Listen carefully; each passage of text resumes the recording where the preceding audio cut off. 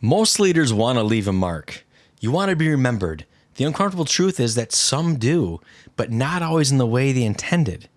They're remembered in the hesitation before someone speaks, or in the way that someone has to replay a conversation over and over and over again in their head at night, or in the caution that someone carries into the next meeting. Not all impact is positive, and not all influence builds people. Some of the leaders people remember most are the ones that left a negative imprint. The ones whose tone lingered longer than the conversation itself, or the one who made people second guess themselves or hesitate before they spoke. Those experiences don't fade away quickly. They follow people home. They show up in how someone approaches the next interaction, and usually with more caution than they have confidence.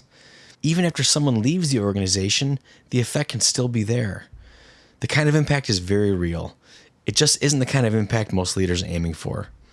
But leadership is revealed in how people experience themselves in your presence. And that experience doesn't turn off when the workday ends. If someone leaves the interaction feeling smaller, less certain, or more guarded, it doesn't stay neatly behind in the office. It goes with them. It goes home with them.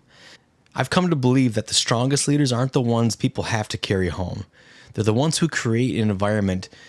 They're the ones who create an environment where people don't need to. Not because they lacked impact, but because the impact was the right kind of impact. Instead of carrying the weight of the leader, people carry what they've gained from the interactions with that person. They leave with more clarity than they had before, more confidence in how they think, a stronger sense of who they are, maybe what they're capable of. That's a different kind of influence. It might be quieter, but it lasts. Earlier in my career, I didn't think about leadership this way. Like many people stepping into authority, I was focused on performance, direction. I wanted to be seen as capable. I didn't spend any time considering what people carried with them after our interactions. If the work was getting done, I assumed that my leadership was effective.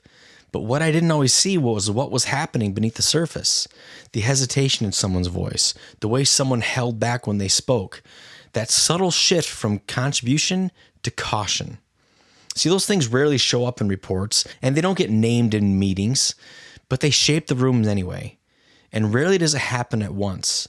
It's usually a collection of small moments built over time.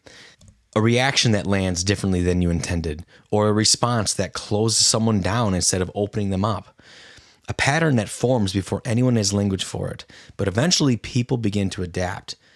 There's a difference between being memorable and being meaningful. Memorable leaders are often tied to moments people can't quite shake. Meaningful leaders are tied to what people became while they were around them.